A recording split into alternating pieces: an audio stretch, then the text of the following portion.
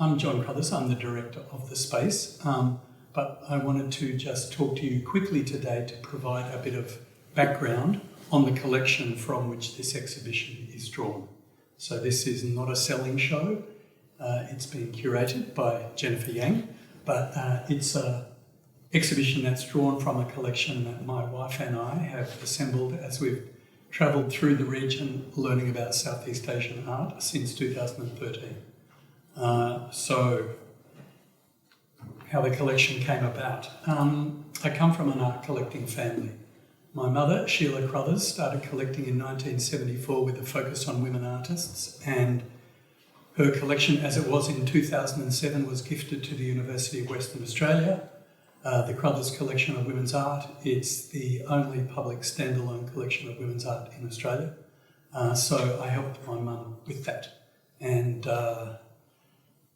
we worked together. Basically, my mum was inspired by second wave feminist research into women's art histories, particularly Tiffy Carter and Janine Burke, and their work in about 1975. She decided that she was driven by the fact that she felt women artists had not had a fair go in Australian art and did not exist in reasonable numbers in museums and art histories. So she took it as her job to redress that.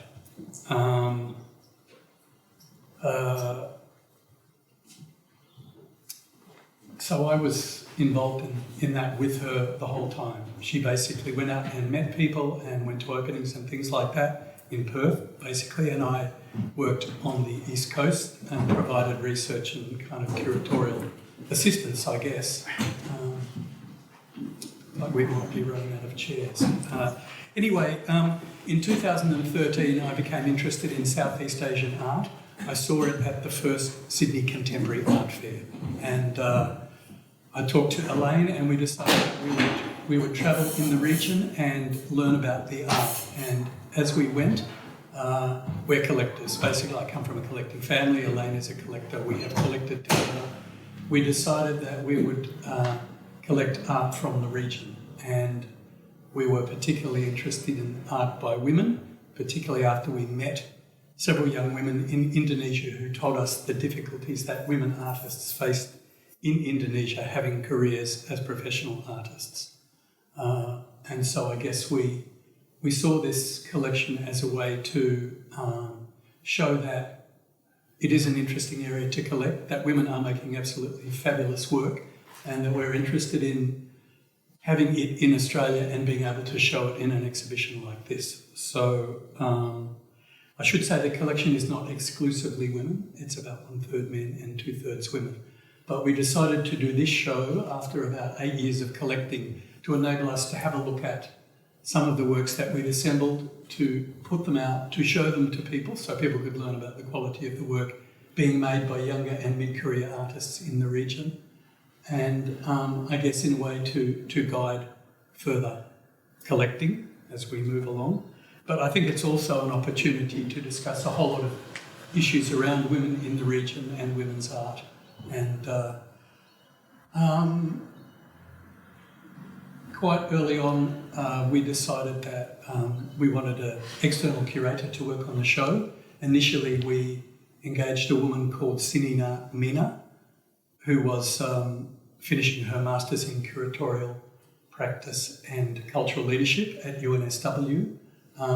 But over the course of her work with us, Mina became so successful that she generated 3 of her own projects, and she started this project but wasn't able to stay on it. So I fortunately found Jennifer Yang, and Jenny took over the project. She kind of inherited a structure for the exhibition, I guess, but she took it forward from there, and I'm just really delighted in the job that she has done. And I think it's a really interesting collection, and I'm really pleased to be able to have events like today, and I thank the people who've agreed to be involved for coming along and allowing us to raise some of the issues around women's art in the region.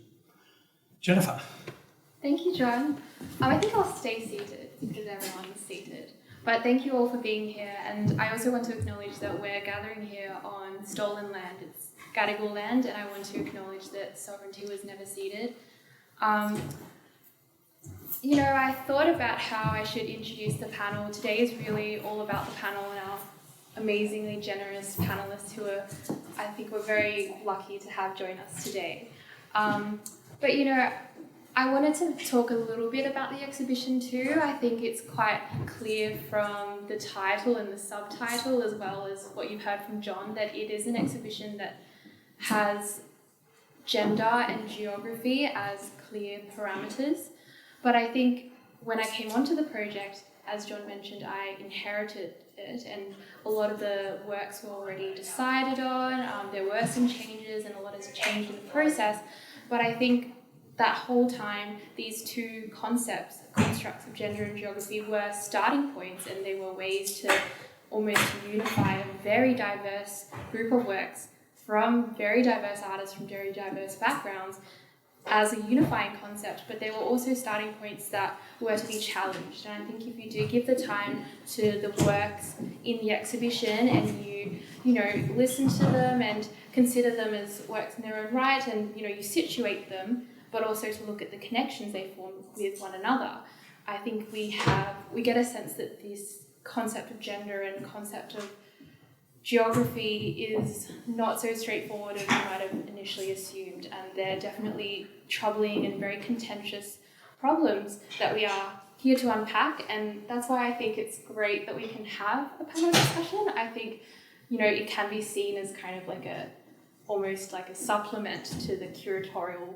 work of doing an exhibition, but I think it's equally important, and it can be an additional way to have a conversation and generate questions and continue the conversation beyond the kind of the display, which can sometimes feel one-sided. I guess there's one last thing I would like to say about the whole curatorial side of things, and that was that when I took on the show from Mina, it was framed very much as a women's show. I think there have been some changes along the way. But one thing that really stood out to me was that Mina and I were both very different in terms of our writing style, but we both gravitated towards this one phrase, and this was extend an invitation, or these works invite us, or these works extend an invitation to consider, their material or their conceptual content. And I think that personally, the reason why I was so drawn to that phrase or that verb, invite, was because it invokes a kind of reciprocity between the viewer and the work. It's not a matter of us just coming to the works with our own assumptions, but it's, we're being asked of something too, and that might mean stepping out of the bounds of our kind of comfort zone or our assumptions. And I think the panel here today, it's very valuable that we have panellists here with expertise in Asian art across different fields of Asian art. We don't just have Indonesian specialists, so we have Louise, whose expertise spans Chinese contemporary art, and I think it's a brilliant way to extend that conversation and to sustain that reciprocity, so it's not just us coming to a work and that's the end of that after we view the work. So thank you so much, our panellists. I'm going to introduce them to you, and I have their bios written down. Before we begin, I would also like to extend an apology from Yvonne Lowe, who was originally going to be a fourth panellist, and she is a teacher and lecturer at the University of Sydney in Asian art and also in curating, but she's unfortunately feeling very unwell, so she's unable to attend today. But we still have three amazing panellists here with us. Thank you again.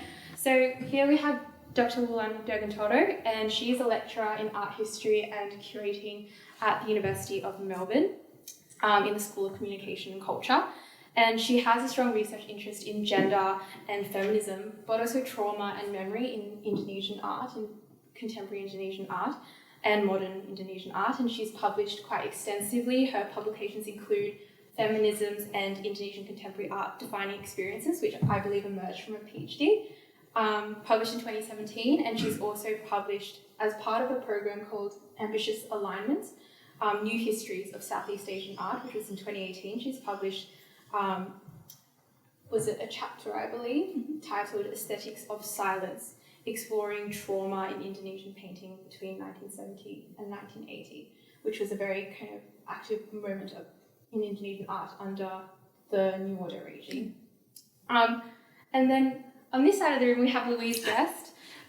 Louise is an independent art writer and researcher with a focus on contemporary Chinese art, and Since 2010, her writing about Chinese art has been published in multiple Australian and international journals. And her first book, Half the Sky, Conversations with Women Artists in China, was published in 2016. Louise is currently a sessional academic, and she teaches in the Masters of Curating and Cultural Leadership at UNSW, while still continuing freelance work and research and lecturing about women artists in Asia. And Louise, very excitingly, is currently working on a book examining the work of 5 contemporary Chinese artists Chinese women artists in relation to the practice of experimental ink painting. And she's developed a new research project about feminist performance art in China. Is that the project you've written a proposal for? No, that's the book. That's the book. Lots of things happening. She just finished a book proposal this morning. And in the middle we have Dr. Ellie Kent, who is the editor of New Mandala, which is kind of affiliated with ANU, yes. Coral Bell School. Yeah, and it has a very strong focus in Southeast Asian, topical news, but also they do kind of historical pieces too, with perspectives on the past. Deputy Director of the Australian National University Indonesia Institute, and she works as a researcher, writer, artist, and translator, as well as a teacher over 20 years in academia and in the arts industry between Australia and Indonesia. So she is the author of 2 books, or author of one, co-editor of the other, and they were both published this year. So the first is Artists and the People, Ideologies of Indonesian Art, and the second was co-edited with Virginia Hooker and Caroline Turner, which is Living Art, Indonesian Artists Engage Politics, Society and History. And in 2023, next year, she will be joining UNSW with their Canberra campus as a lecturer and teacher in Indonesian studies. Hope I got everything right. Yes. A really impressive group of people. So thank you once again for your time and your generosity. But I think we should start talking because I don't think we have that much time today. But I did want to begin speaking with you, Wulan, because I know when I was doing some of the curatorial work, I was looking into the kind of exhibition histories of feminist exhibition strategies and often the all-women show format, and particularly in the Southeast Asian context, there have been these kind of monumental exhibitions that have happened in time. And I was looking at some of your curatorial work, which was co-curated with Michelle Antoinette in Singapore, Gajah Gallery, Shaping Geographies. And I was particularly interested in that, and I wanted to ask you what kind of challenges that you have encountered personally in feminist curating and in the kind of curatorial procedures that happen, or if you could even give insight into what kind of procedures happened in the process of in shaping geographies. Thanks for the question, and thanks for the introduction, and also for the invitation to come here today. Very excited to be in this panel. So for my curating, I started in Indonesia. I started curating in Indonesia, so I'm always very conscious about how my background, my research background also shaped my curatorial practice. So when I was doing my PhD, that's when I started, even before I started doing PhD, I curated a show at the National Gallery of Indonesia. So that was my sort of first feminist, if you like, exhibition. I used feminist framework in that exhibition.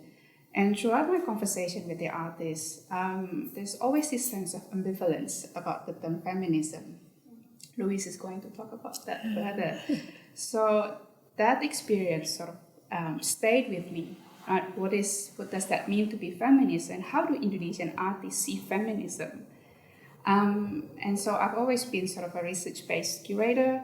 When I talk with Michelle as we construct the show, we want to be respectful to the artists' voices on what they think, what they consider to be feminism will be. And we know that we're aware that there are many forms of feminisms. And we want to embrace that as well. We want to include that ambivalence and ambiguity of the term and how the artists conceive the term. So that's the platform that we started, that we want to give the artists their voice. Because there's always this perception, particularly in Southeast Asia, there's this ennobling of the voice of the curator as the authority. We didn't want to do that. So we want to take that down. We want our show to be a place for, sort of knowledge co-creation, and based on that idea of collaborative and conversation and bringing artists into that dialogue together with us.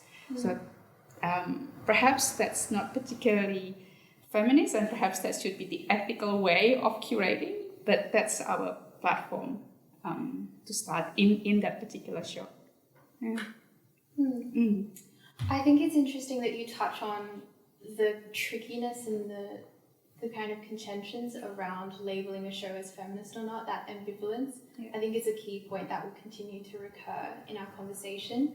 I wonder if you might expand on why that particular term is so troubled in Indonesia in particular, and what kind of reasoning goes into deciding to label a show as feminist or not, and also in relation to that, what's the significance of having an all-women's, exclusively all-women's show, if it's a strategy of some kind? Yeah, there's many ways of approaching this question, right? If we start with the term why feminism is problematic, and I suppose at the moment there's a change, right? That's happening, that more younger artists, this current generation, they really embrace the term feminism in Indonesia. But before, feminism was seen as an import of Western values. Therefore, it wasn't compatible to Indonesian values, to Eastern values, to use sort of quotation mark on that.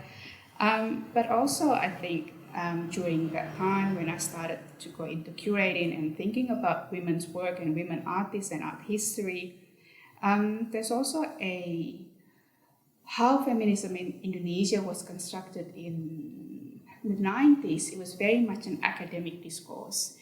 It was, written by a lot of middle-class, tertiary educated, overseas educated women. But then at the other hand, you have activists, women's activists who are really working with sort of women outside the middle-class urban society, urban communities. So they sense there's a disconnect there of the conversation. And women artists will sort of have a distance from those both worlds. They either part of the whole middle-class academic communities, or they're working with, sort of women artists more working with everyday realities. And so there's that disconnect there that's happening for a long time. So for me, thinking about feminism is also observing how the development of the term then came to what is understood today. So initially it was seen as Western values, and now it's being embraced by the younger generation. But how that term then trickled to feminist curating, I think that's still it's still a process in Indonesia at the moment. Yeah, but certainly I think younger generation of artists are more welcoming to that idea now. I think I got off track. So what's your question? No, that's very interesting. Yeah. And when you speak of how you think of feminism as a term itself, that being something important to kind of trace, and to not just take at face value. Yeah. I'm kind of interested in thinking about, I've spoken with you, Louise, about this, but the way that theory is travels. I know you're very much engaged with kind of scholarship around the way that feminism and feminist text and feminist theory has been translated, in a linguistic sense into the Chinese context. So I wonder, but also in a cultural sense as well. So I wonder if you might want to speak to the connections that you might see between these two different contexts, and expand more on it. Yeah, sure. I mean, I guess to some extent I'm the ring-in here with the Chinese perspective rather than the Indonesian or the Southeast Asian. But what really struck me when I read Wulan's book was the connections I saw with my own PhD research project, which was also based on really extensive interviews with women artists and case studies of women artists in China. And I'm really interested that you say that the younger generation is more embracing of feminism, because that is not at all what I find in the Chinese context. where pre-pandemic, of course, haven't been able to continue field work, but younger artists would be much more likely to refuse an identity as a woman artist, a Chinese artist, a feminist artist particularly, and are thinking of themselves as very global beings. But those connections that I saw with your book were really resonant to me. And if I step back a little and think about the research that I did for my first book, Half the Sky, before I began any academic research, and kind of when I think about it now, I think how naive I was and how little I knew about the context, fools rush in, as they say. And I was thinking particularly about an interview with a young artist called Gao Rong, who works as a sculptor with embroidery as her technique. And she had said to me that she loved the work of Tracy Emin, and she'd looked at other contemporary English and American artists. And so I said to her, oh, you're making these, replicas of daily objects and a replica of your grandparents' house, which is currently showing actually at White Rabbit Gallery. And I said, so, that you're using this, domestic technique that was taught to you by your grandmother, so does that mean that you think of yourself as a feminist?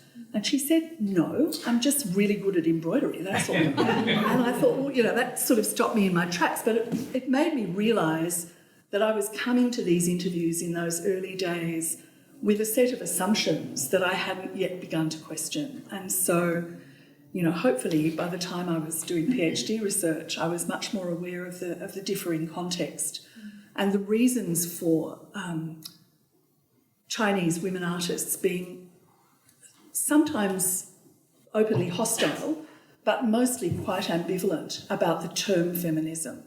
And the history of that's really different, of course, to the history in Indonesia, which is another interesting thing to discuss, I think. Yeah. So, there's a lot of complexity here, and I don't want to take up too much time, but I guess one of the things that the women artists who are currently of that sort of mid-generation, in their, from their mid-40s through the 60s, they grew up in a period of attempted gender erasure, during the particular period of the late 50s and 60s, with Mao Zedong saying things like, the times have changed, men and women are the same, which became a very famous propaganda statement. And they talk about the fact that the very notion of gender was completely foreign. And when feminist texts from the West began to be translated in the 1990s, and it was, as you say, in Indonesia, a very academic discourse at that time. And in fact, the first text to be translated was Simone de Beauvoir, The Second Sex, which caused, quite a stir. And there were a number of feminist intellectuals who would say things like, I am absolutely not a feminist because we are rediscovering our femininity. And so feminism became something really associated with a traumatic period and a time, in which all expressions of sexuality and gender identity were suppressed. So, the notion of feminism became something very different to what we would be thinking of it here in Australia or in the United States or Europe. So there's that element to it, which is interesting. And of course, the other element is that women artists are being very sensibly protective, because to identify as a feminist now can be quite a dangerous thing. And you'd be aware of, for example, the arrest of the women who were called the Feminist Five, who were, really, it wasn't a terribly radical or dangerous act. They were attempting to demonstrate against sexual harassment in the subway in Guangzhou, and do sort of activist, I guess, in a way, street art. So I think I've probably digressed somewhat from your question, Jenny, but I think it's the connections that I saw were about a resistance to notions of Western feminism. And one artist in particular, Tao Aimin, who I've been writing about quite a lot, I remember her saying to me, I'm not a Western feminist. I'm not interested in shouting slogans, she said, very kind of contemptuously. And she described herself as an Eastern feminist instead. So I think, in writing about these women now, as you say, there are many feminisms. And China has actually a really long history of feminism, and with some extraordinary feminist writers and activists dating back to the late Qing. So, we must recognise that. And I think there have been too many instances of Western feminists entering China, often in NGOs, American NGOs, and trying to teach Chinese women how they should do feminism. And there's a lot of resistance to that as well, very understandably. I think there is a lot of relevance to the Indonesian context as well. It makes me think of the recent movements. I think in 2019 I read a lot about Muslim women in Indonesia explicitly rejecting feminism, in Indonesia without feminism. And I think it's very interesting to think about feminism, how it's kind of travelled to a different context with kind of it has associations with Western neoliberalism. And so I see how it's a very troubling thing, but what I think that leads us to think about as curators, as researchers of women's art, with a focus in women's art, is the question of methodology. So I'd be interested to hear from you on, the methodological challenges when you're confronted with situations like this, which require a very nuanced understanding of context, of history, of being able to situate theory. And Ellie, I also really invite you to, if you have any reflections as well in your own research. I know you do a lot of work on contemporary artists, but how do you go about dealing with the question of gender when it can be something that's really contentious? What kind of methodological approach do you take on?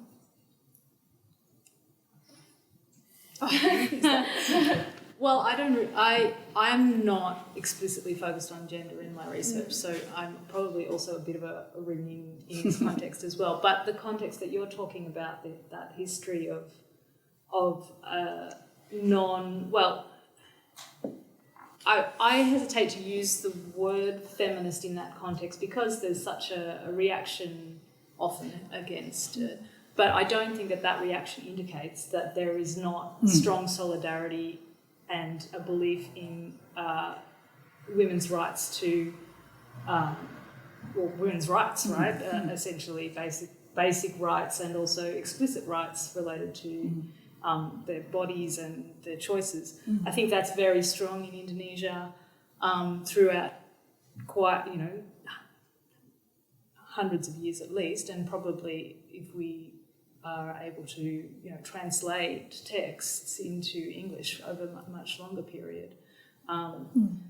So I'm not the person to ask about methodology, but that was my comment on that. I mean, my basic methodology is just to try and maintain against the flow against the bulk of male artists that there are, is to try and make visible what's not visible. I think what you're kind of touching on, I think we spoke about earlier, which was this idea of kind of being strategic about, kind of affirmative action in a sense, being strategic, a matter of interpretation rather than just inclusion, the question of inclusion / exclusion. And I wonder what you make of that, in relation to methodology. I see it in curating, it's kind of why we're having an all-women's show. But at the same time, it can feel almost tokenistic when these women themselves, they don't even identify as feminism. I wonder if maybe any of the panellists have more reflections on that. I might just jump in really quickly if that's okay, because I think the issue of all women's shows became very contentious in China. As feminist texts were translated in the 90s, there was a huge interest in feminism, and there were a number of really significant all-women exhibitions, some curated by male curators and some by women. And then there started to be some resistance to that because women artists felt that they were to some extent being siloed in these exhibitions, and that of course there were no corresponding exhibitions of men's art, unless we think they all are, or many of them were. So there's some degree of resistance to that. But what I find now is that the women artists that I speak to are very happy to be curated into all women shows. And in fact, I've been working on one recently that is currently showing at the Lillehammer Museum in Norway called Stepping Out, which is all women contemporary Chinese artists. But they are quite resistant to it being categorised as a feminist exhibition, and particularly within China, because in recent years there were a couple of exhibitions that were closed down by the authorities before they could open that had been designated as feminist art exhibitions. But I think it's really tricky for us as curators. I mean, I have curated a show of women artists in Beijing, and you know they were women artists who had also appeared in my book. But I felt, you know, I still feel kind of conflicted about it. I think it's really important to do it. I think it's really important that women artists have that visibility, you know, and the whole Know My Name issue that's happening at present is a really significant redressing of a historical imbalance. But I think we also must be careful then to ensure that it doesn't become a kind of siloing of women artists, that and the women in this show and in the exhibition that I curated in Beijing, you know, sometimes the only commonality between their work is in fact, you know, their gender. It's almost accidental. They're making work about many things. And I guess it's as Sam Lowe said in his talk yesterday, that queer artists are kind of expected to make queer artwork about being queer, and that artists want to make work about many things. And women artists likewise. I think that, you know, we can pick up on certain themes here, that there are the themes of geography and there are certainly themes of embodiment that appear a great deal in Chinese contemporary art as well. But it's, you know, it's interesting because it's problematic, I guess. Yeah. There's a history of Indonesian women's only exhibitions run by women. Oh yeah, or organised absolutely. by women. But it's also about, so Yvonne Lowe has written about this, like, this professional groups or exhibitions by women artists, precisely about it's about supporting women to have more visibility as a professional artist. Though they didn't use the term feminism, so they stayed away from that. This was in the 80s and early 90s, and I think that's something that we need to consider as well as, you know, sort of constructing women's art history or feminist art history to include a different way of looking at curation, exhibition histories, and art making that may not have necessarily that feminist label, but it's still feminist inspired or feminist led. I always said that, well, even though artists didn't want to label themselves feminist, but they're clearly using feminist strategies. So that's something really important for us to think about as well. But it's also about thinking about, you know, exhibition, curating. There can't only be one way of bringing visibility. So this is where, you know, art history and writing really come into that, right? So, because in Indonesia, it's often about exhibition, catalog, done. There's nothing else. So there must be a continuation, a writing of these practices into history. That's where the same in China. the current generation look back and say, well, we're not inventing, this is not reinventing the wheel. There's that history that's already there. So, you know. I think that is one of the, you asked me in the email earlier about translations and whether translating key feminist texts is something that's, it hasn't been nearly as common as far as I can gather in Indonesia as it has been in China. I could only find the beauty myth in translation, and I couldn't really find it in this Not the Second Sex. Maybe some novels. But actually I'm not sure, Wulan probably disagrees with me on this, but I actually think it would be much more useful to translate Indonesian women texts into English for non-Indonesian feminists to read and to incorporate into a broader understanding of what feminism can be. And the history in Indonesia is also very fraught. The women's movement, Gerakan Wanita, was violently crushed in the 60s. It was wiped out, and all of the work that it achieved in women's empowerment and also just in basic literacy and all of the work that they had been building over the course of their existence was erased and became a kind of a toxic label. People were jailed, people were killed. So you can understand why being a feminist or taking on a label like that is much more dangerous than doing the work under a different label, under a different cause, doing the work. I mean, there are government departments for women's rights and in Indonesia now, so it's not like it's a place where women's rights are not front and centre, but yet until recently. But yes, we were just at the Indonesia Update Conference, and the works that you were discussing, the women's Indonesia without feminism was being discussed, but there's been a huge backlash against that as well over the last 2 years. And what's been surprising, what researchers have found, Dr. Evanisa at ANU is brilliant on this. She has found that the data shows the social media accounts, the feminist Muslim social media accounts are hugely more popular than the anti-feminist Muslim social media accounts. It's just that the anti-feminist ones are in their first. They're first and loudest initially, but they don't get the community support once another voice comes onto the platform. So it's been a really interesting trajectory for that movement. It turns out to be a noisy minority that is more visible, but perhaps less powerful overall. Oh, that's interesting. Yeah, I think those reflections are interesting. I think it raises the very clear point that in different contexts there are different, the politics of the nation and particular political ideologies. I think in the Chinese context we would imagine that gender identity is very much inflected by, socialist ideology and theories of class. And then in Indonesia, I would imagine that, Islamic discourses around morality and piety would very much intersect with questions of women's rights and women's activism. To an extent, but then women are also reclaiming other parts of the Quran and other parts of the teachings that empower women, that it are becomes, about. Not only just a constrictive thing, but it enables. It becomes a conversation.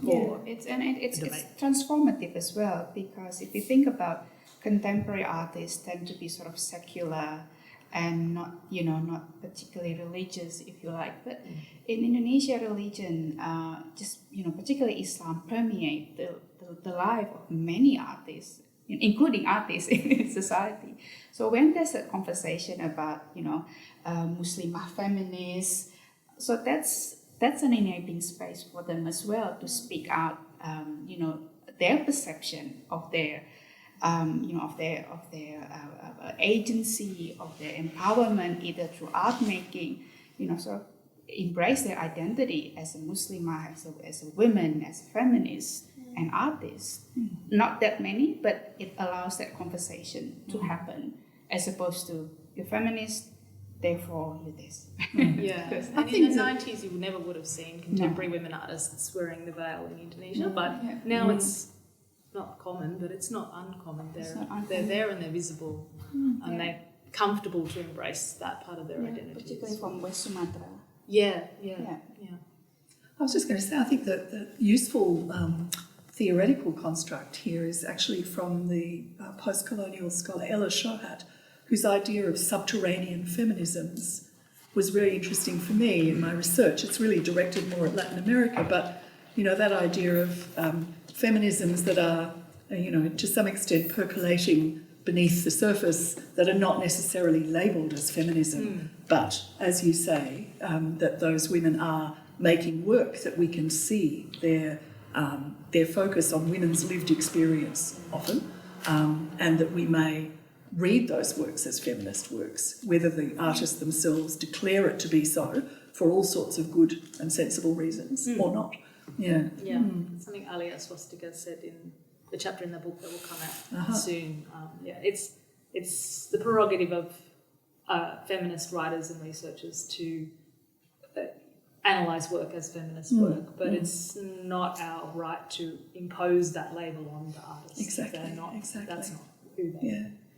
And I really liked what you said about translation going the other way, from, the global south to the global north, because I think one of the interesting things that happened was that a really key Chinese feminist text was translated in 2013 by some American scholars, and that was the work of He Yin-jen, who was an extraordinarily radical anarchist feminist at the end of the Qing, who wrote texts in 1907 called things like On the Revenge of Women, and really critiquing the sort of Confucian orthodoxies of her day, written from exile in Japan, I might add, not in China. But that wasn't translated until 2013, so people outside China had no access to, this really early feminism, and all sorts of assumptions were made and still are made, and I still see them written, that there's no feminism in China. Well, hello, it's a long history. Yeah, and that's where that idea of I think a lot of that resistance to feminism as a Western construct and as a post-colonial or neo-colonial construct is really quite valid, because those histories, those feminisms aren't recognised by Western feminists often, or aren't included in it. That intersectionality doesn't always extend, or at least in theory. I mean, I think actually in practice it often does, but the books don't show. That's right. I remember we were speaking earlier this morning about Kartini in the Indonesian context, and what, Louise, you were saying about this long history of feminism that's kind of just been elided or kind of just looked over. I wonder if Ellie or Wulan, you might have some comments to make in relation to that in the Indonesian context. It's a complex case also, because Kartini's prominence is partly due to the intervention of Dutch colonial women, but it's also complex in the way that it's been reinterpreted through the New Order as a That's mother why I'm figure. feeling ambivalent about Kartini. I grew up watching. So Kartini was a what do you call that? So she's perceived or constructed as a role model for many Indonesian women growing up the New Order. She established the first school for women and children during Dutch occupation. But her background, she's an aristocrat, and so with that background, she was able to establish school. So she died during childbirth. But during the New Order regime, which is between 1966 and 1998, Kartini was shaped as the role model for many Indonesian women to aspire to motherhood and establishing the first school as an educator and so on. So it was very problematic in the sense that her agency, her sort of initiative at the time was secondary to her position, elevation as a role model for mothers. Even though she died, accepting your quadrat, accepting your position and your gendered your natural role fate as a woman.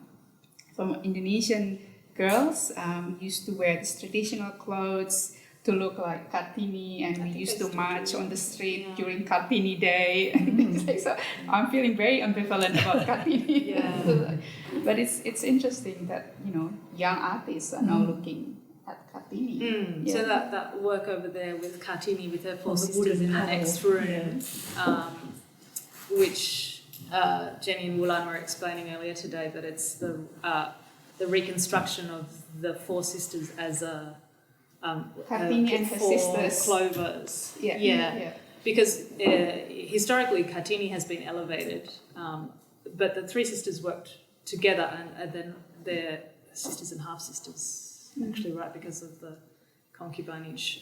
But also Rukmini, one of the sisters, was a brilliant artist who was never recognised really in her lifetime, and the one who was elevated is the one who died, who didn't have the opportunity to then really claim her own, or her symbolic value could be claimed by others. And died in childbirth. And died in childbirth. As a mother, it's a tragic irony to elevate her as the archetypal mother of the nation, really. And her writings clearly indicated that what she wanted to do and what she had begun to do was to curate, if that wasn't a term used at the time, but she did bring together an exhibition of craftsmen from Indonesia, from Jakarta, and exhibited their work in the Netherlands. She wrote prolifically, and she wrote about Jakarta craft work, and but yes, it's an ambivalent legacy, really, isn't it?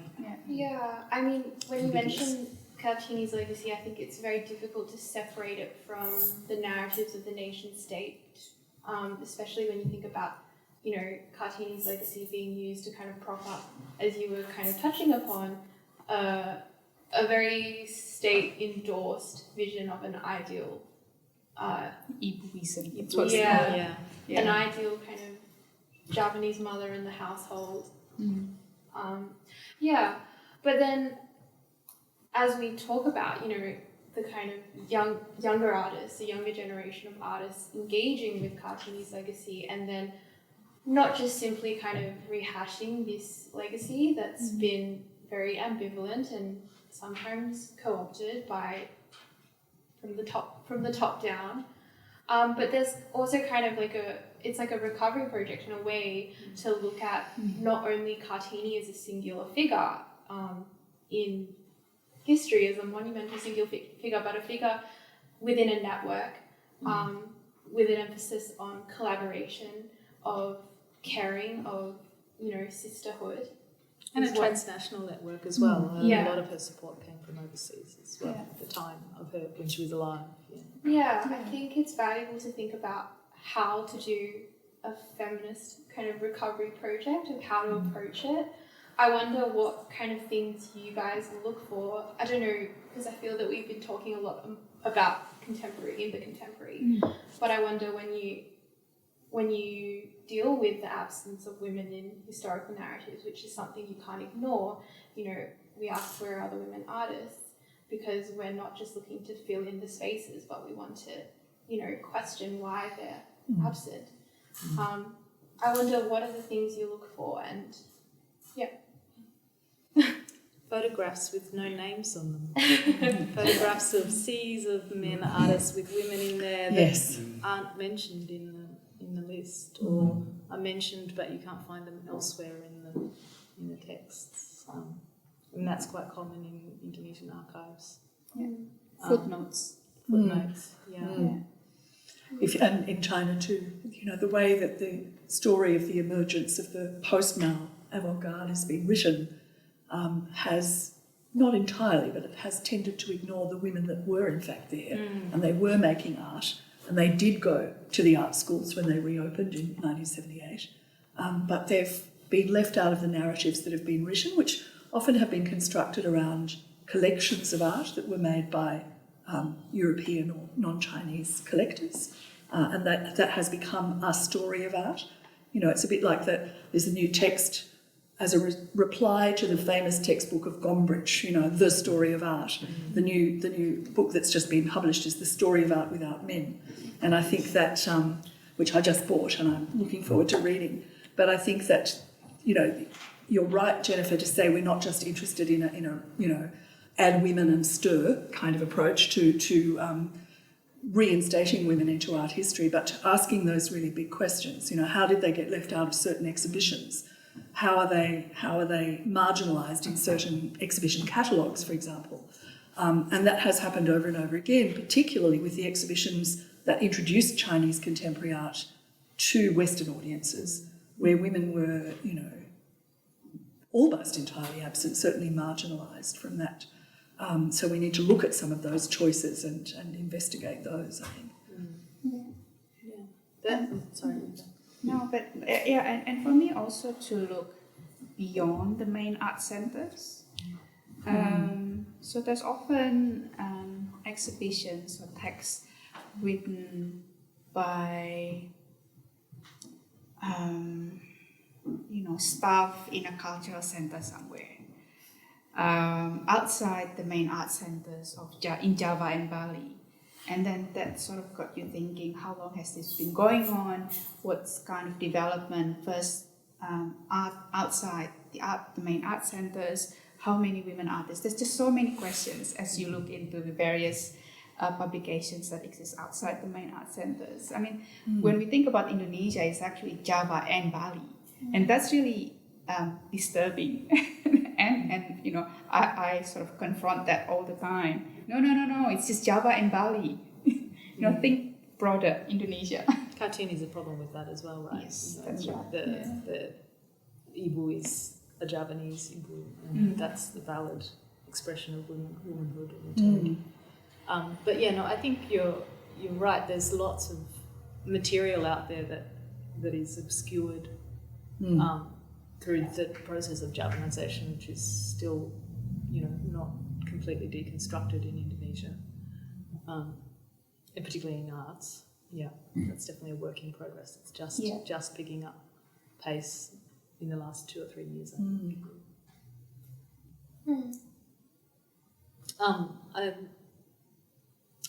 Amira Sunasa. We probably should mention Amira Sunasa,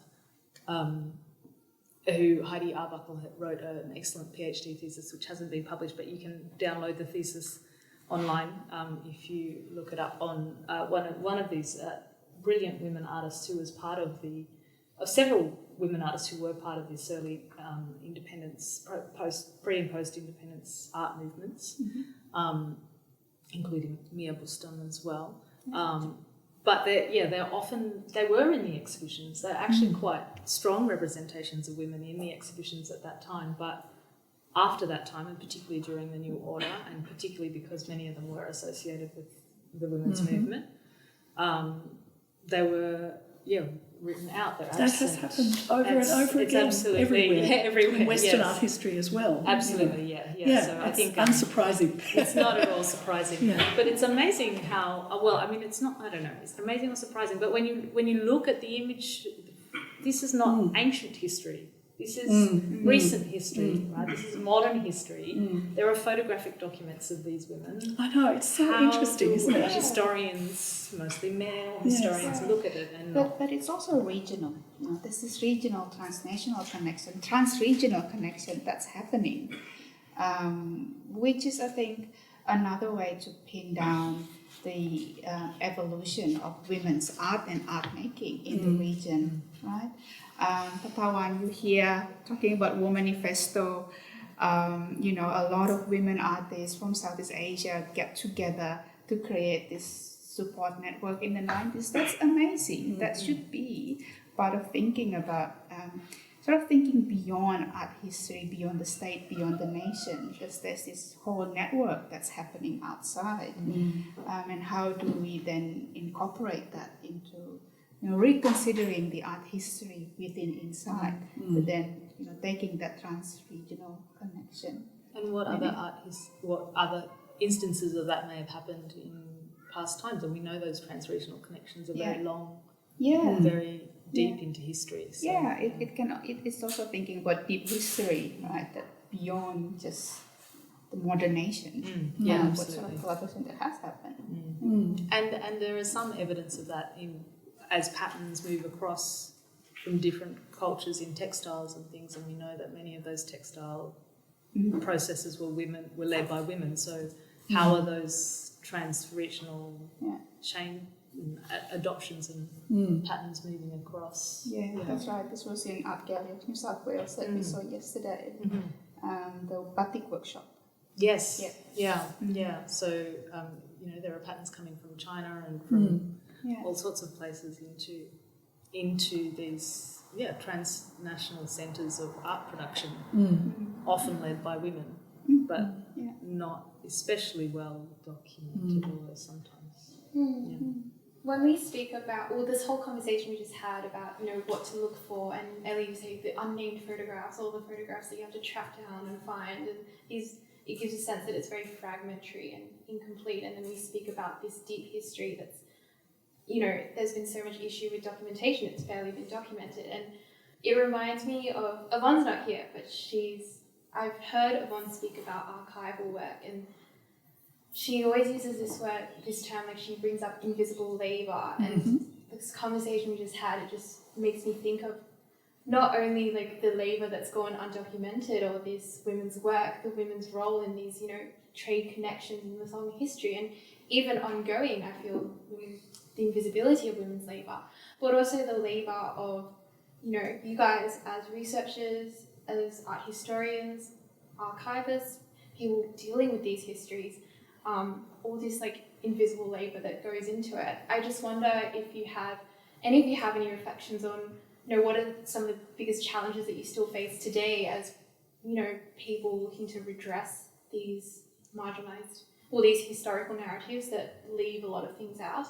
Like, what are the big methodological challenges, or if there are any challenges in like your field work? And I wonder if you can speak to that feeling of having to engage in this continual exercise of labour.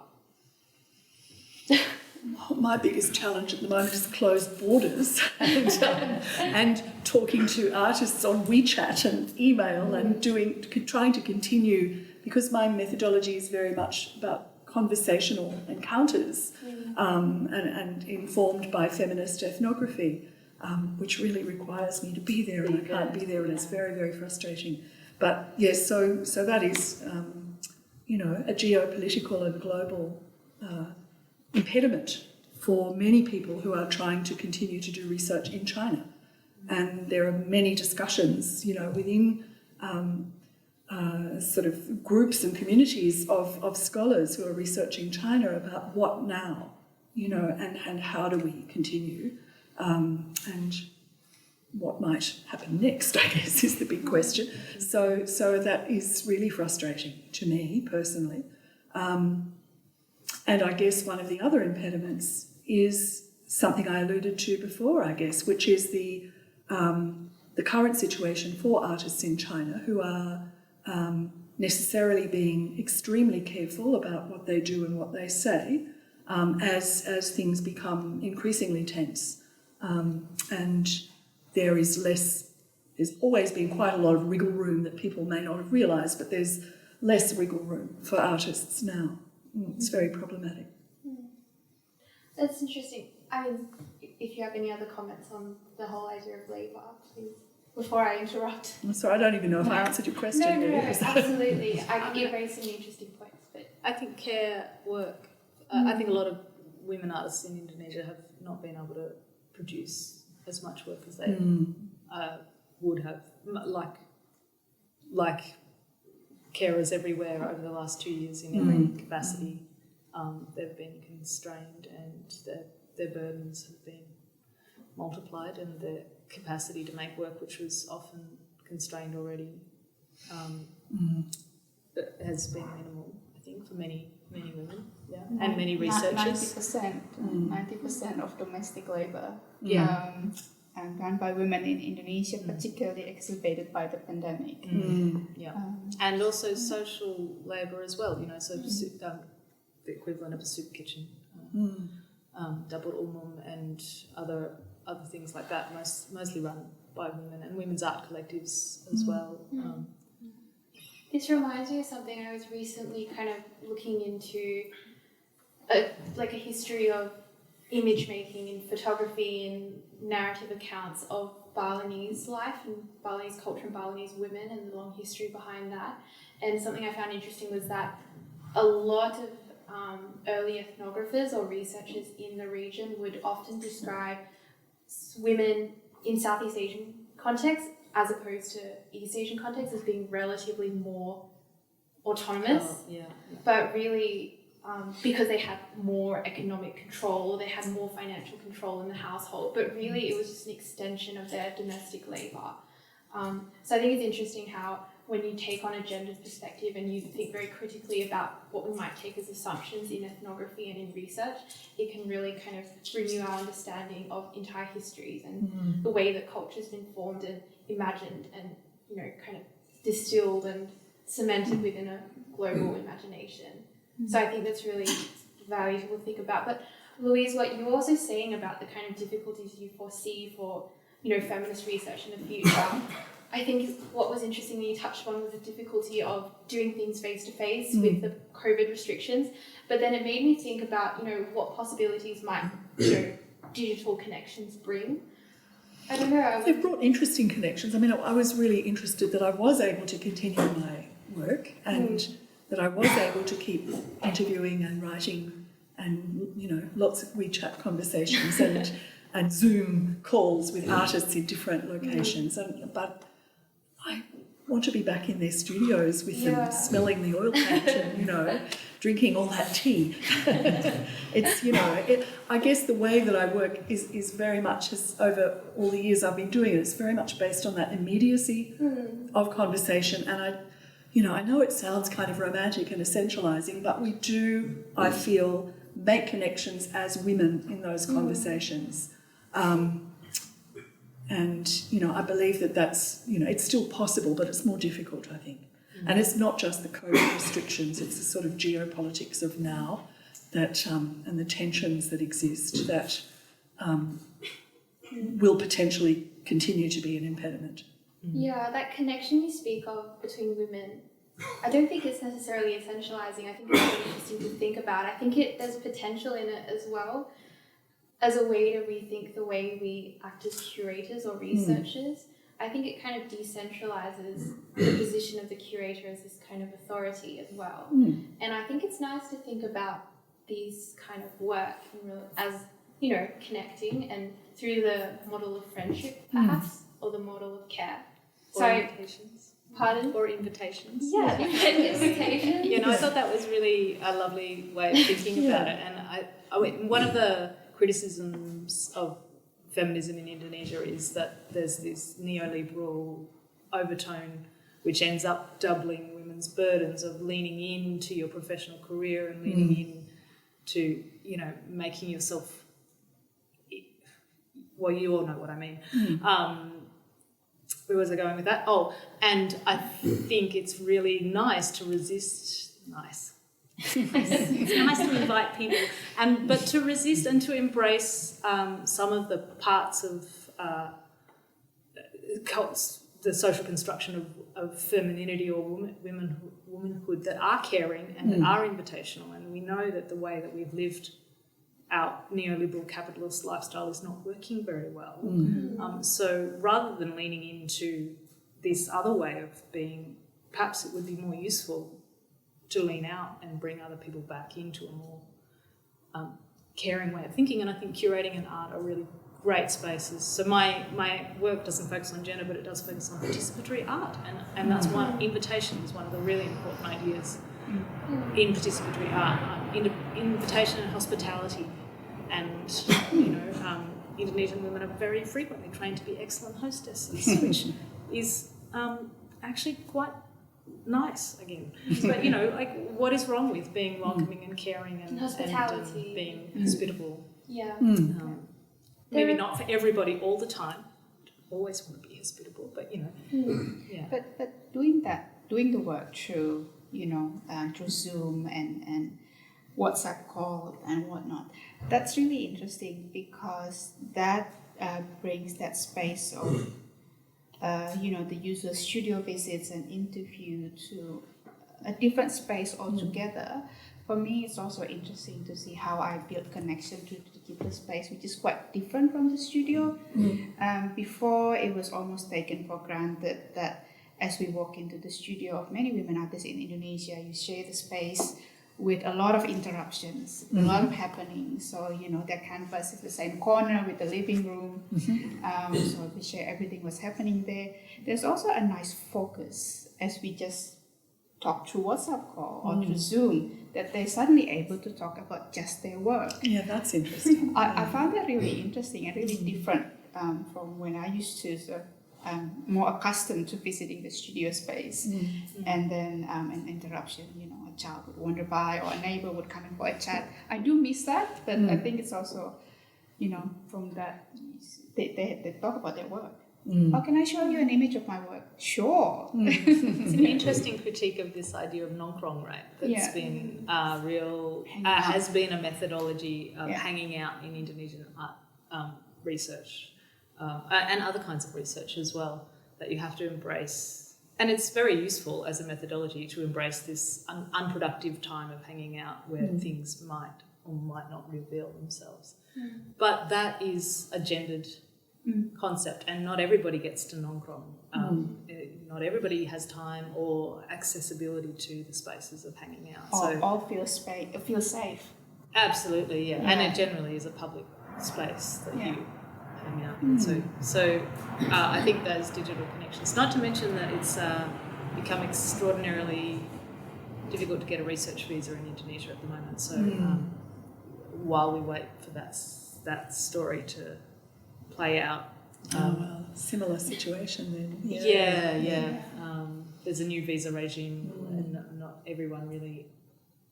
Some people are finding it easy to navigate. Some people are not. So it's going to be interesting to see how that impacts, and that brings digital research much higher on the agenda, because you don't have to have research. Except you're not seeing the physicality of the work. No, that's the other thing. No, there's a real tension. I think that's really important. And I like hanging out.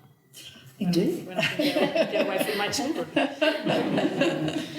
Indeed. I mean, we've been talking a lot about spaces, and when you speak of that Zoom space, you speak of it almost as if it's like this kind of new space of possibility where it almost feels like you're kind of liberated from the chaos of the studio. But it makes me think about how women... It's a party going on. Yeah, it's a party But it makes me think about how, that kind of conventional distinction between public-private space, but then how women kind of navigate between the bounds of that space always. And we see that in this exhibition here with a lot of the works, with a lot of fabric works and works that employ soft sculpture, like this incredible installation here, which is, women very actively responding to political, like they're offering political critiques, but they're kind of drawing on material that are accessible within their homes that they have grown up with. It kind of makes me think of what visual languages emerge from that are possibly unique without being essentializing, hopefully, but maybe unique because of that ability of women to kind of toe the line between those public-private divide. And again, Louise, you were saying before that right now the situation in contemporary Chinese art world, there has to be like a high degree of caution in the way that you express something. You can't be overt about your political critique sometimes, and we saw that yesterday with Sam as well in the Singaporean context. He had to be very discreet, and there were certain spaces where he was allowed to express slightly more controversial things, but then there were spaces where it just had to be, shoved out of. I kind of lost track of where I was, but I wonder if you see there's a kind of specific visual language or a strategy that emerges that is worthwhile paying attention to, maybe in relation to the way in which gender identity inflects on artistic languages that emerge. Well, I think that this is one of the reasons that I kind of don't buy the idea that there's no feminist art in Indonesia, even if it's not called feminist art, is because... Kalabian pun said that. Siapa? Kalabian pun said that. There's no feminist art in Indonesia.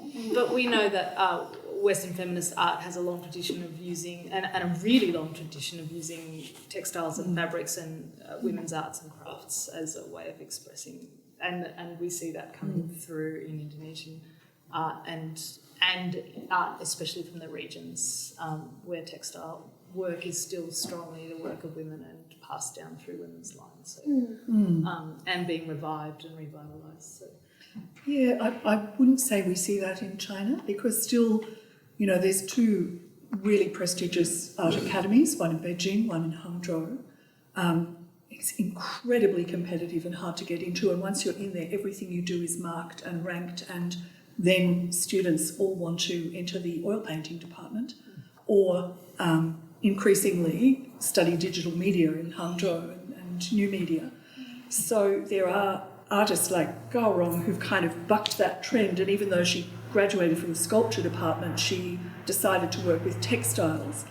But she herself says, I'm a sculptor who works with embroidery, I'm not an embroiderer, so she's very much, and I think that there's still that very a very strong divide between what is considered fine art traditions and what is considered craft traditions, despite the fact that, you know, students are still encouraged to go into the countryside and learn, you know, rural techniques of paper cutting or whatever from the experimental arts department at the Central Academy of Fine Arts, and incorporate that into contemporary practice, which they do in really exciting ways, but the divide is still there. So I can think of a number of interesting textile artists, but I don't think it has quite the same sort of nuance as in Indonesia and in Thailand.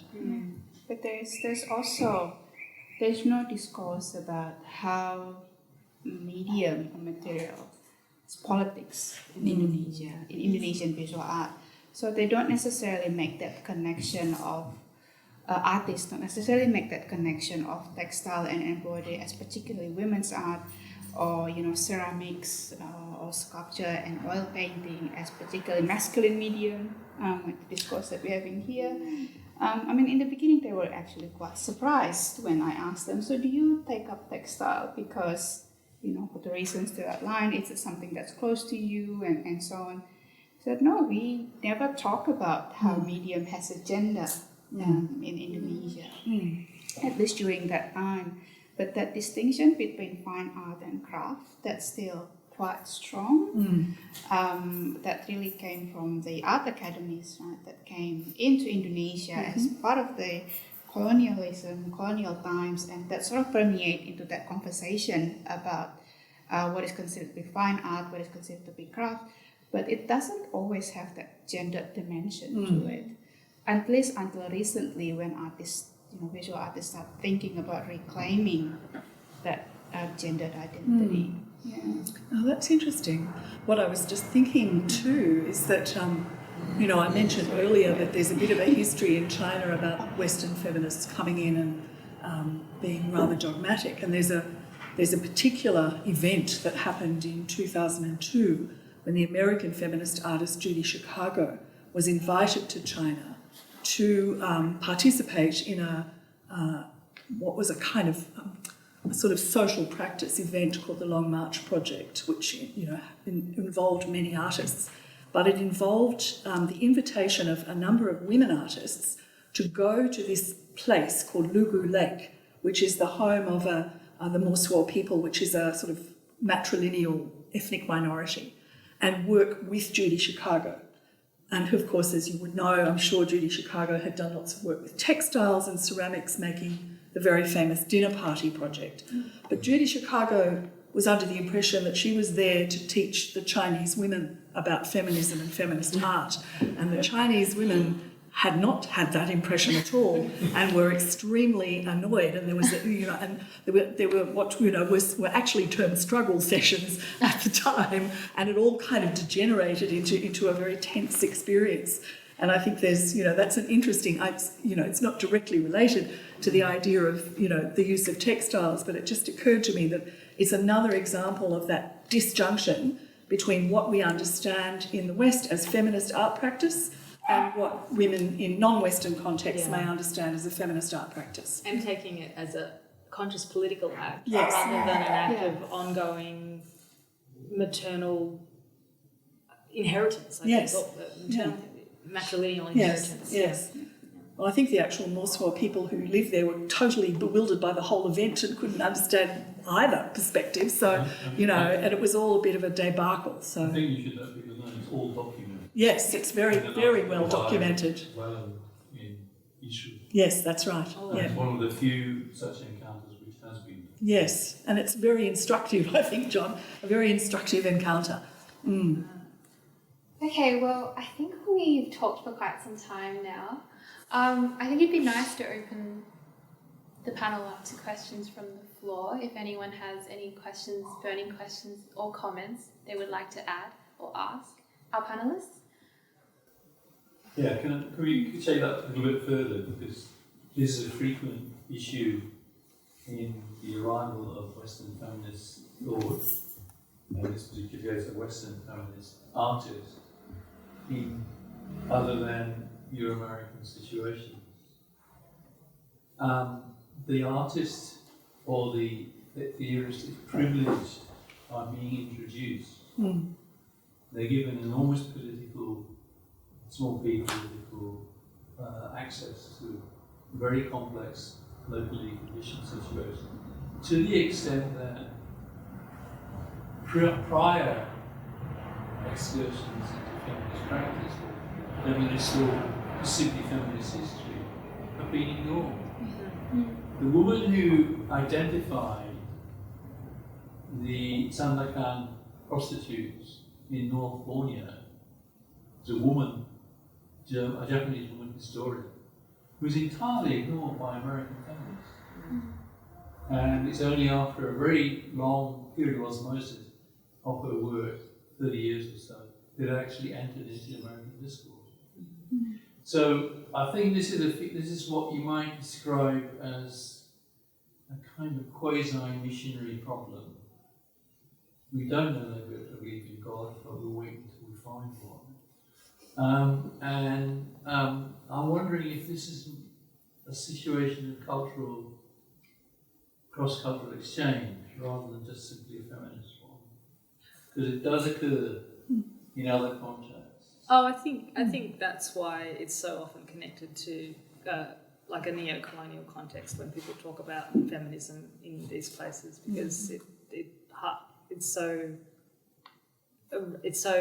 accurately replicates the same experiences and interactions. So,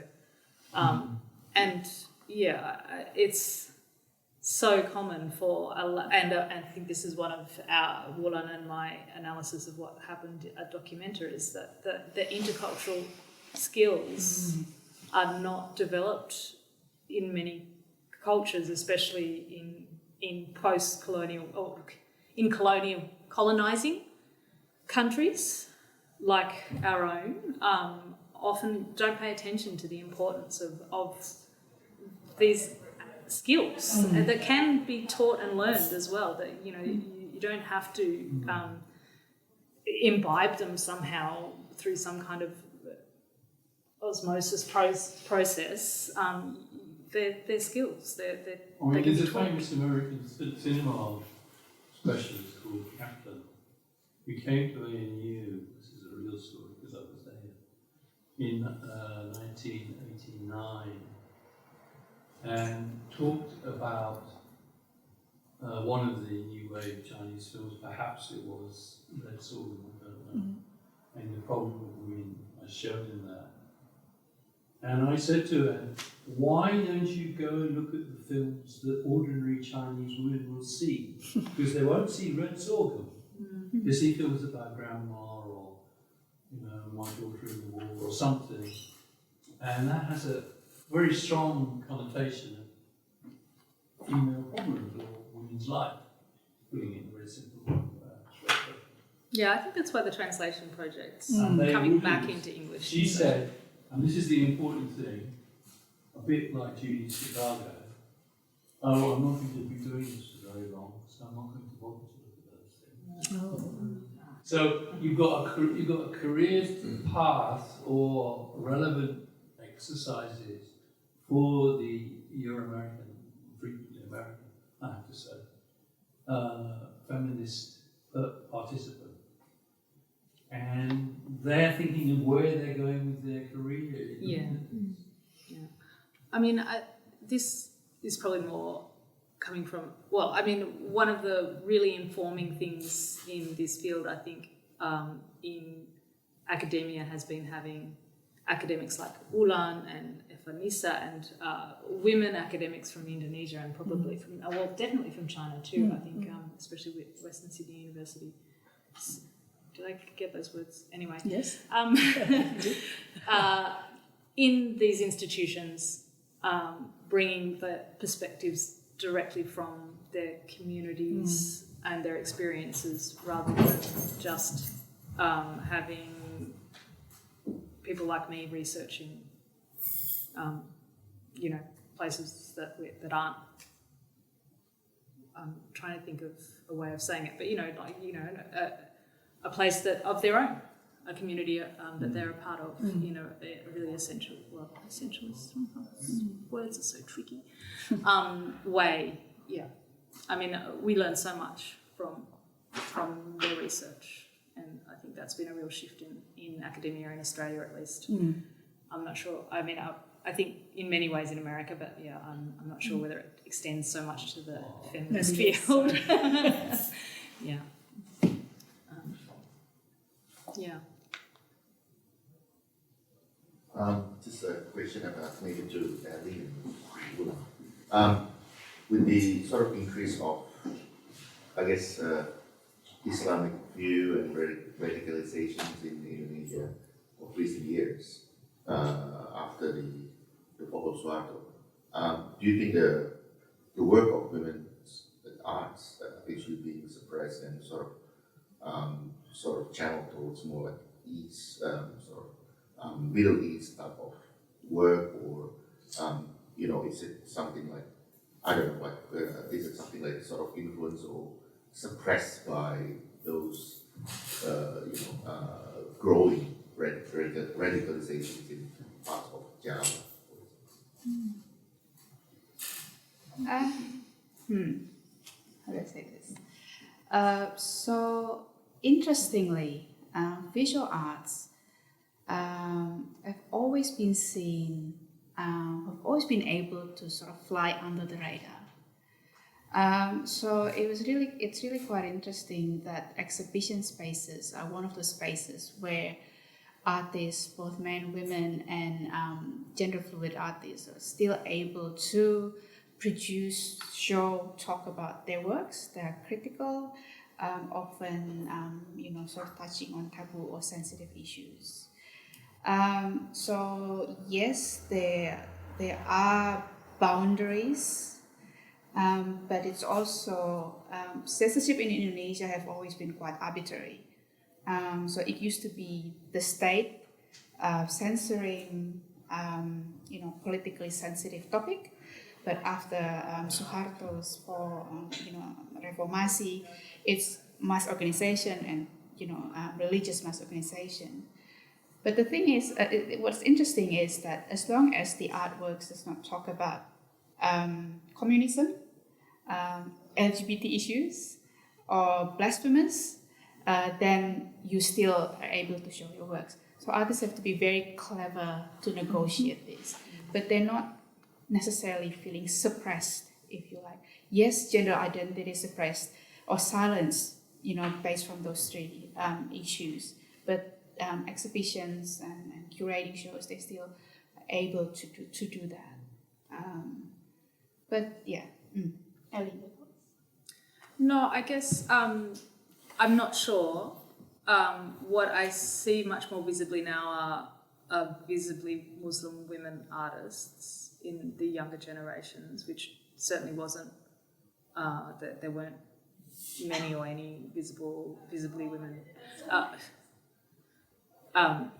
women who were open about their Islamic identities or religious beliefs at that time. And you do sometimes see more works, actually I see more works from young women, Muslim artists about their faith. Still not loads, but I'm not sure. I mean, I guess we wouldn't know. We don't know what we don't know, right? We don't know who's not coming into art schools because they're not allowed to, because they're a part of a radicalised family or a radicalised community. So it would be hard to quantify the effect of that. But certainly it's become much more there are more acceptable identities for women and artists in Indonesia now, as opposed to in the 90s and the 2000s. So. In relation to that, I might also ask what you make of diaspora artists or diaspora Asian artists who they gain like another audience in a way. They gain a space and an audience in that transnational space, in like the kind of global circuit of big mega exhibitions, biennials, biennales, like mega art fairs. I wonder if you think entering that space, obviously there are very tight constraints on who can enter and be in that space as well, but I wonder if you think that offers a new set of restrictions, or if it offers possibilities, or, are you cynical about it, or what do you make of it? Can we invite Layla? Yeah, Layla. Hello, Layla. Would you like to answer the question?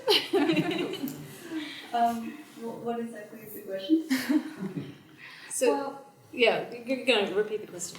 well, I guess what I'm asking is, you know, that kind of second space you get when you get exposure on an international stage as, you know, someone.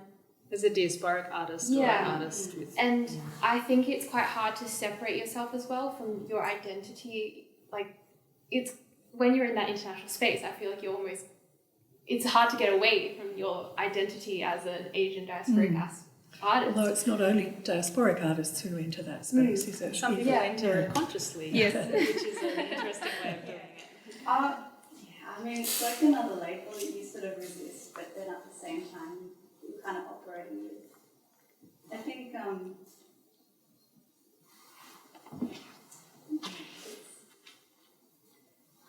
I think sometimes the kind of ways that I feel restricted by that label can happen in both places in different ways.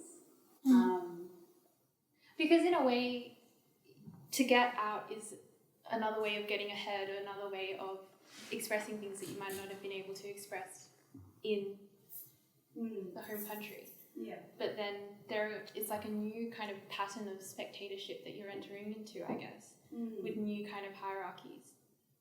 Sorry, Leila, to put you on the spot here, but I do want to say your works on Indonesian genocide, your works on Indonesian genocide, that's really, you know, speaks a lot about that, you know, that space that are able to be, you know, created from your position as both insider and outsider, I suppose, It's an ongoing question myself as well. But I think for me, actually, a lot of my recent sort of kind of ways of thinking is drawn a lot from the diaspora space itself. And having that kind of a given that you're going to have this really transcultural approach to everything. And that's where I get a lot of energy and sort of intellectual sort of thinking from that.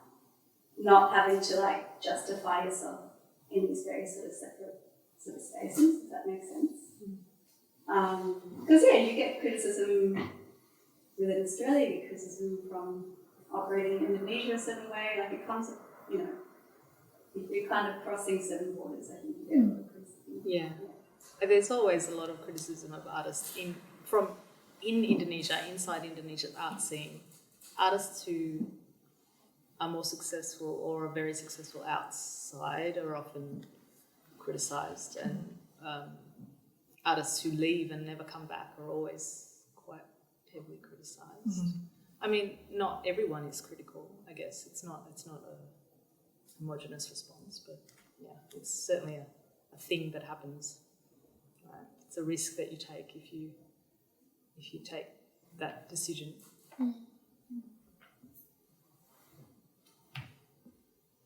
Any other questions or comments? Can I talk from artist's perspective about, you know, because we are talking about curatorial way of putting or handling feminism.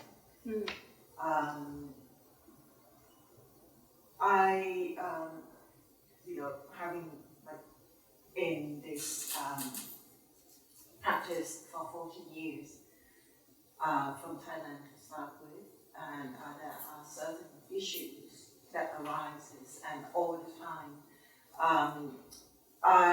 Can I talk about the urgency of how issues with artists who happen to be women, putting political or the gender politics about or class or textile, this issue is the urgency that happened throughout is the gatekeeper. And gatekeeper actually are the person who should be supporting to the artist. After 40 years, we still deal with the same thing. So, Women Manifesto started without, coming from nothing, that was something that we could not enter into the gatekeeper system, whatever it is.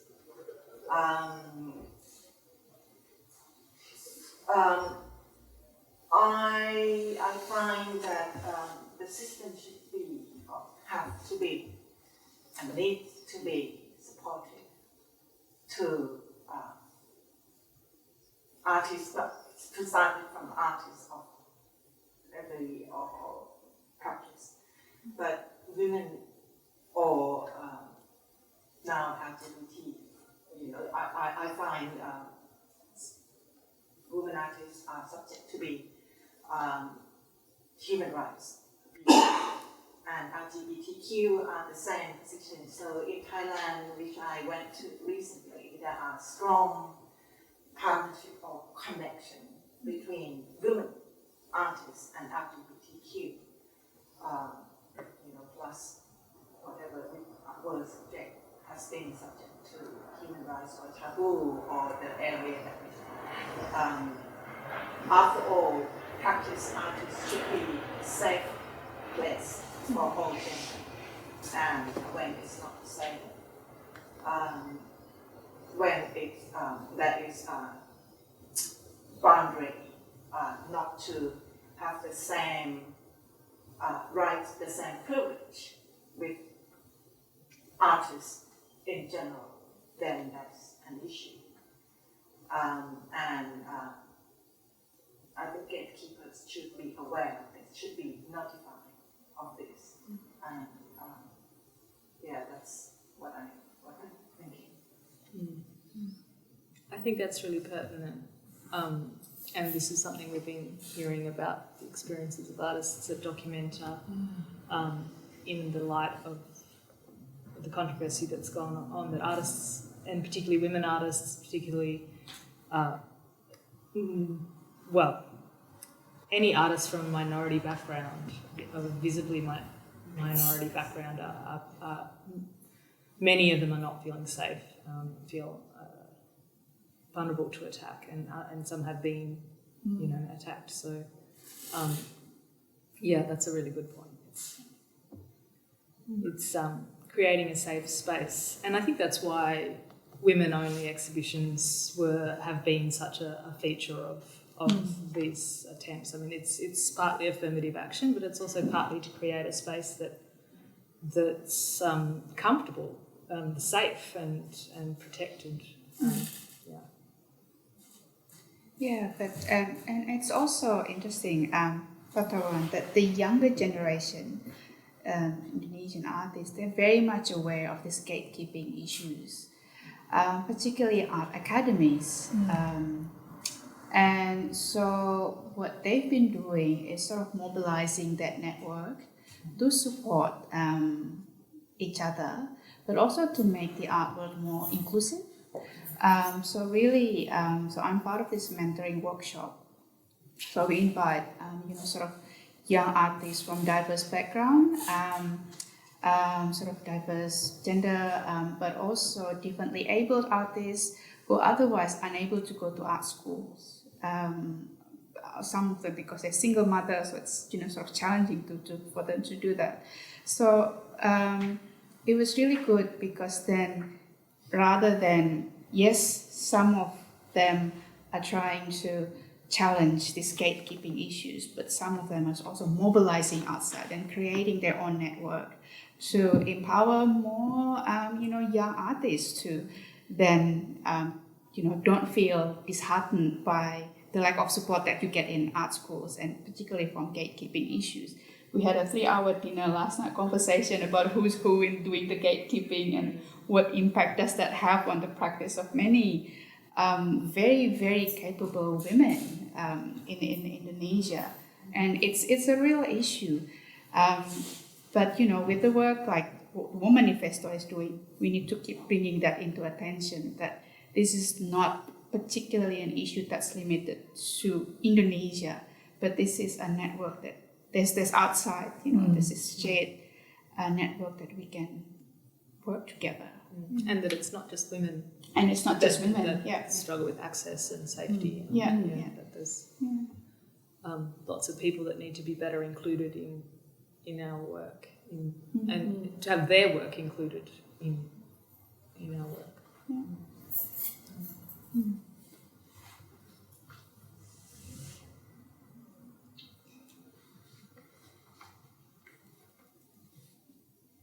Do you think that's a good place to leave it? Probably. Oh, probably. Yeah.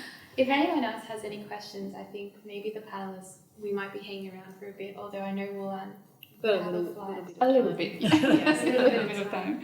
Yeah. But I think just being here, I learned so much just from listening to you guys speak, and I think it's wonderful to be able to have you in this space and facilitate the discussion. I think it's a great way of sharing knowledge, and I think what we had today was really, really wonderful and a real privilege. So I wonder if everyone could just join me. Thank you.